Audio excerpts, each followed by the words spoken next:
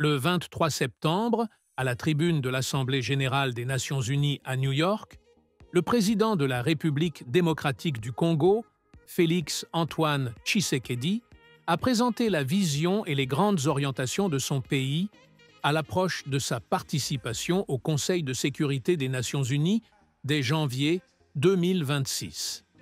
Avec détermination, il a affirmé « Notre participation sera résolument constructive et holistique. Elle s'articulera autour de deux priorités indissociables. La paix et la sécurité, d'une part, et la prévention ainsi que la résolution des conflits, d'autre part. La RDC veut contribuer activement au nouvel agenda pour la paix, en partageant son expérience et en mettant en valeur son potentiel unique pour améliorer les opérations de maintien de la paix et renforcer le système de sécurité collective des Nations unies. Le chef de l'État a également mis l'accent sur un enjeu crucial: la gouvernance des minerais stratégiques.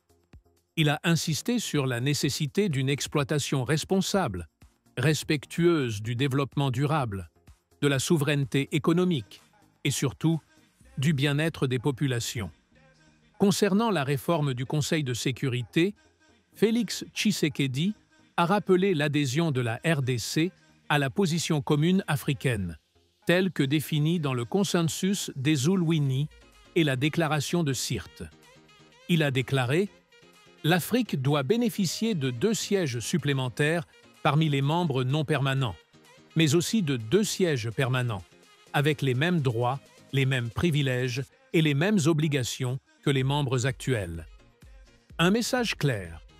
L'Afrique, avec ses 54 États et plus d'1,2 milliard d'habitants, ne peut plus rester en marge des grandes décisions mondiales sur la paix et la sécurité. Enfin, le président Tshisekedi a lancé un appel fort. Il a dénoncé la guerre de prédation menée contre son pays par l'exploitation illégale des ressources naturelles, qu'il considère comme l'un des moteurs persistants des conflits qui ravagent la région. Avec fermeté, il a conclu son message par une promesse. La République démocratique du Congo restera debout, résolue à défendre sa souveraineté et déterminée à œuvrer pour un monde plus juste, plus solidaire et véritablement en paix. Excellences, Mesdames et Messieurs, honorables invités, chers partenaires et amis de la République démocratique du Congo, mes très chers compatriotes,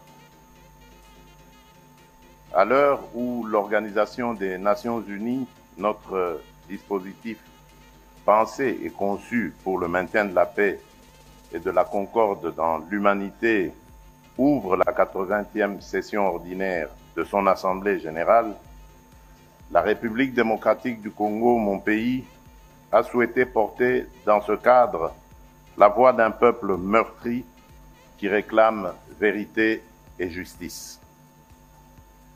À l'instar de celui organisé à Genève, l'événement parallèle de ce jour se veut être un espace de parole utile pour éclairer les consciences et mobiliser les bonnes volontés éprises de justice et d'humanité et engager contre tout déni de ces valeurs fondamentales.